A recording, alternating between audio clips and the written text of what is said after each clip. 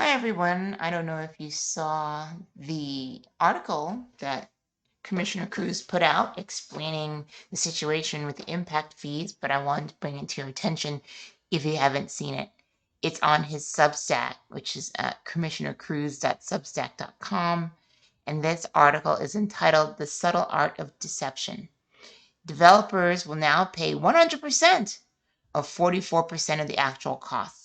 Now, this article is really good at capturing the essence of the problem and how the other six commissioners are basically going to bankrupt the county to benefit their political benefactors. So this kind of sucks, and let's jump right in. All right, I'm going to skim through this a little bit and read some important parts, but you can read the whole article, which will be linked in the description of the video. Okay, so this happened on like the 14th of November. That was the day of the last regular meeting of the Board of the County Commissioners, and Commissioner Kruse had put the impact fees back on the agenda to find out when they intended to actually move forward, and then found out very rudely that suddenly people who were okay with the study that they had in hand were suddenly concerned about the study and its methodology and wanting to get a new study, which would take another 9 months or so to create and cost us another, $250,000. Fiscal conservatism at its finest, right? Right. Okay, so let's begin. On Tuesday, the Board of County Commissioners moved to increase impact fees for the first time since 2017. It's seemingly gotten a lot of fanfare from the paid PR machines. But before we all start throwing victory parades, printing those campaign mailers, and planning all those new roads we'll be building, let's step back and see what we really did and did not do. And he's got a link here to the regular meeting, and it's on YouTube.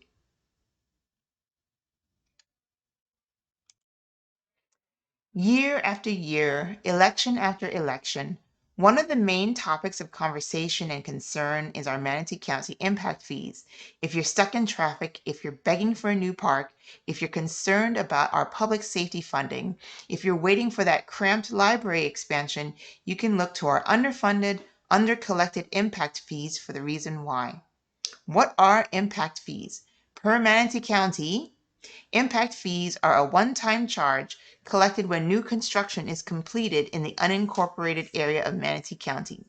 New construction increases demand for county infrastructure capacity, so impact fees ensure that new development pays its fair share of the capital costs incurred by the county to maintain adopted levels of service to accommodate population and job growth. Don't laugh. The use of impact fees is restricted to funding growth-related capital improvements for multimodal transportation, parks and natural resources, law enforcement, public safety, libraries, and may not be used for replacing infrastructure, maintenance, or operations. Okay. Seems simple enough. Every 5 years, we're supposed to conduct a thorough study to determine the anticipated costs the community will incur to cover the additional infrastructure and burdens to our system that the new growth will create. Those costs are to be borne by that growth as they are the cause of the strain. It's a simple cost of doing business in a capitalistic, free market, conservative society. However, that's not what's happening in Manatee County. We are certainly seeing the strains on our infrastructure and systems, but we're not seeing them rectified by the growth that's causing them. For years, that cost has been heavily subsidized by the existing taxpayers, either through additional taxes or through living with substandard infrastructure. Our last impact fee study was conducted in 2015, 8 years ago, based on data from 2014, which is 9 years ago. The calculated costs of growth would be substantially outdated at this point, even in normal times. But the high inflationary period we've gone through these past few years has further exacerbated this problem and this massive shortfall. What's worse, these outdated fees aren't even being collected in full. They were increased to 90% of the cost of growth in April 2017, and they were never increased again. We're presently not collecting the full cost of growth in 2014 dollars in 2023. He has a link of the Manatee County fee schedule and a cute little Monopoly card. Why are we under collecting these critically important impact fees? Well, the people that are creating the need are the ones that would need to pay for them. And they strongly prefer to hold on to their dollars when yours are readily available. But that undermines the very idea behind these fees when they were created. Impact fees are essentially a Pigovian tax. This is the tax that is set by the government to correct an undesirable or inefficient market failure. It is done by being set equal to the marginal costs of the negative effects to avoid them being borne by unrelated third parties. This is the type of fee or tax you see with pollution and, yes, uncontrolled growth. Are there alternatives? Sure. Governments could limit growth through moratoriums to ensure future growth aligns with the infrastructure we can realistically provide with our own funds. We could also create a cap and trade type market to essentially auction off rights to develop in limited quantities and use those funds for growth. Finally, we could keep paying for all this unrestricted growth with alternative funds, namely general tax funds. None of these alternatives are palatable to one side or the other, hence the need for and justification of impact fees. Oh boy, we are about to get into the numbers, but before I do, let's get something straight. Impact fees are not being passed on to end buyers. And if they do drive developers out, well, that's how the free market is supposed to work. I thought this board said they were free market libertarians. Impact fees are a cost of doing business. If materials go up, we don't institute price controls. We don't go to PGT and insist they keep the price of windows flat for 9 years. If labor goes up, we don't force workers onto the site. Why are the current residents the only part of the budget expected to artificially lower our costs to help make a home profitable? Costs aren't passed on. The free market and competitive housing options dictate price, not the cost of development. If development costs get too high, the developers will stop building. With lower supply, the home prices will go up. Once home prices are high enough again, sales will cover actual costs and builders will start building again. That's literally how the free market works. We're told home prices will go up dollar for dollar with increased fees. Really? When lumber costs went up 1,000% a couple years ago, new home prices jumped coincidentally due to a demand surge. However, lumber costs have come way, way down since then. Have home prices receded dollar for dollar due to this lower construction cost? No, same price. Why? Because people are willing to pay these higher prices, and homes aren't sold as a flat percentage above cost. They're sold at whatever price someone is willing to pay, and home builders aren't going to voluntarily lower those prices if costs go down and excess profits are available. In reality, impact fees are actually accretive to the end home price, not because buyers have to cover the cost, but due to the perceived increase in value to those buyers. Providing roads, sidewalks, parks, etc. improves the community. Developers will get higher prices with these amenities in place. I would argue proper roads, less traffic, better parks and amenities would increase the sales price even more than the full fees. However, if they know you're paying to put these amenities in place and creating the same increase in sales price, why would they chip in? They know the public will yell loud enough that the board will do the work, even if it's the public stuck paying for it. So, what exactly are you paying for? In April 2023, Banesh, our consultant, which no one had a problem with until everyone simultaneously had a problem with, presented an updated report. This report, there's a link there, laid out their expert analysis of the cost of growth going forward in Manatee County.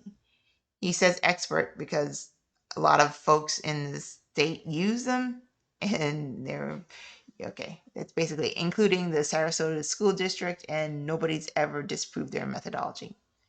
So according to the Banesh study, Manatee County is only collecting an average of 40 cents for every dollar of the actual cost of growth. For example, the study shows we're collecting $6,415 in fees for a 1,700 square foot single family home, and it's causing $17,151 in growth costs. We're collecting $3,735 for a 1,300 square foot apartment, and it's causing $8,368 in costs. We're collecting $9,063 per 1,000 square foot of commercial space, and it's costing $17,979 in cost. Today, your tax dollars are subsidizing each 1,700 square foot market rate house by $10,700, each apartment by $4,600, yet we shut down gap financing for workforce housing with similar or lesser subsidies because that was communism, apparently. If you can imagine me air quoting communism, yeah. Right. And he's got a list of the impact fees that we've collected over the last several years. Manatee County has collected $156 million in impact fees over the past 3 years. That's great, but more importantly, what haven't we collected over this period based on the fee study? He's got a chart here. So we're looking at lost fees for about $234 million. God. If our impact fees had been set at the level calculated by the new study these last 3 years, when our last study essentially expired, we would have collected $390 million. That means we've forgone $234 million of fees that could have been used for roads, sidewalks, parks, and other community needs.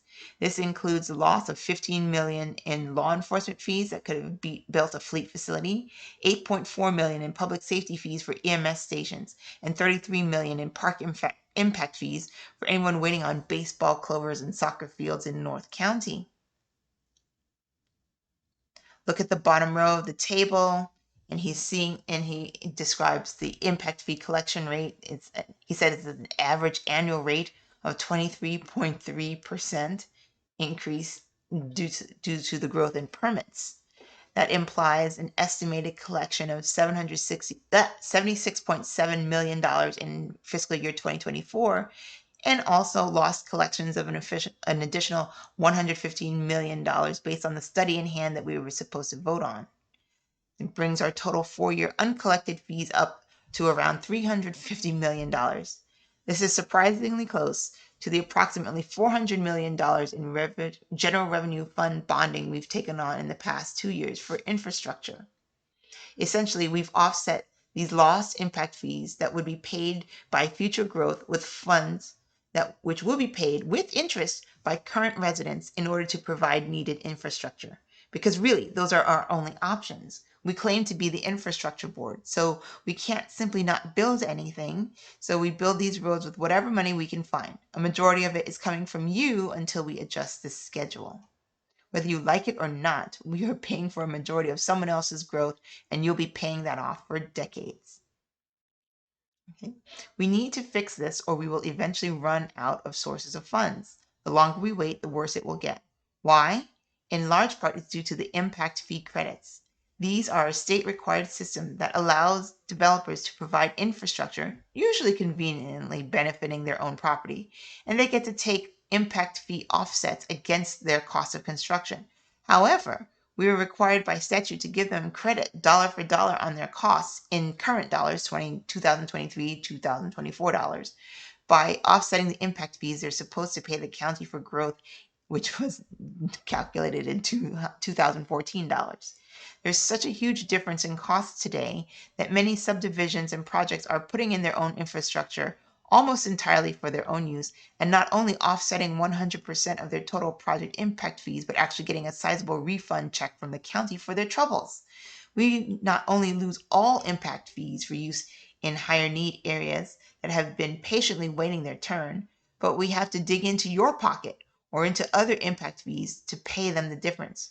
Every year, this gets worse and worse as the gap widens and more. This is unsustainable.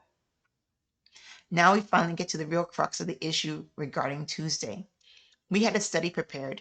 We had voted on April 18th to bring it forward to finalize and set new sustainable impact fees.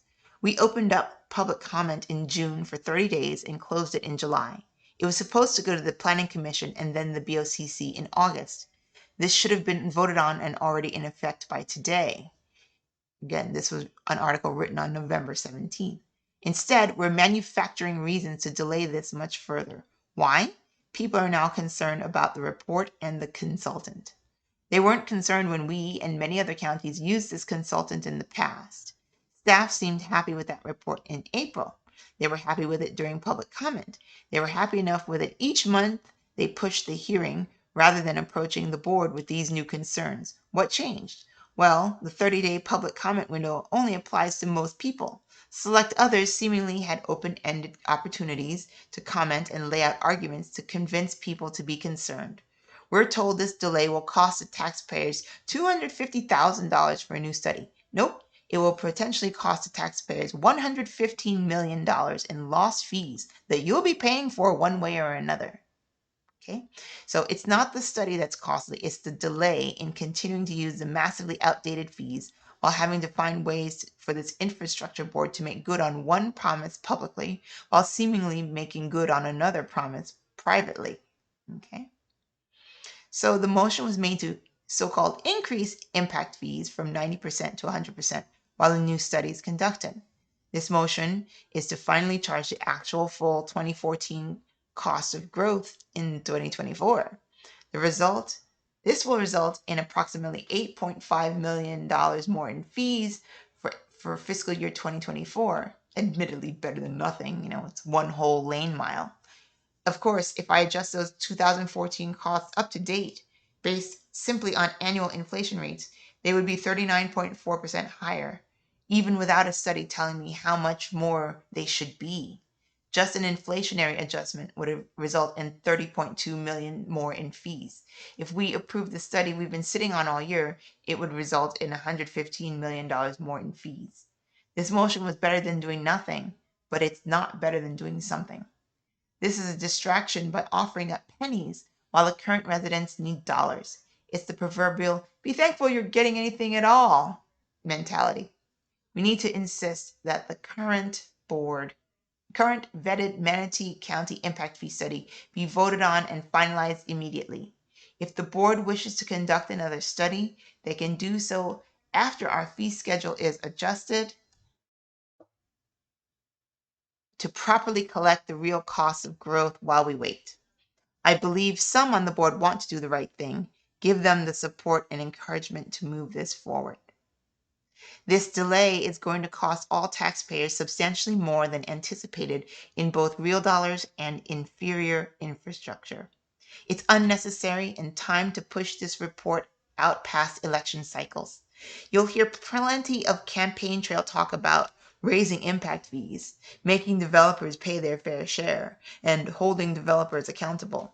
Just remember, everyone on this board has an opportunity right now to act on these statements and actually prove their sincerity. But I guess $115 million is a small price to pay for some great sound bites in 2024. Okay. So that's the end of his article. And this image is great. Welcome to Bankruptcy. Drive carefully. It's very good. Yeah. So we have a corrupt board that is indulging in socialism for the rich and well-connected and rugged individualism for everyone else. So they're welcome to happily subsidize the 6 or 7 folks that dumped money into Kevin Van Bridge's campaign coffers on day one, and they've also added another 30,000, so it's up to like 200,000 now, right? We haven't seen for the other commissioners yet, but they've made sure that they've signaled that Kevin is their guy. And hell, look at this, $150 million this year alone. The $200,000 in his campaign is nothing.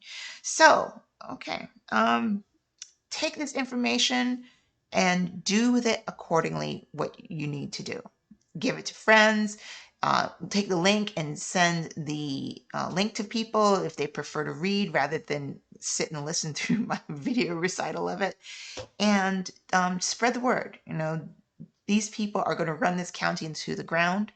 We've already taken on debts with bonds that we didn't need to take on because the board has just refused to do its job. And this is supposedly the most conservative board in Manatee County history. Well, it's not conservative if it's going to push off all these costs onto us and raise our taxes because they wanted to please their political benefactors in the short term.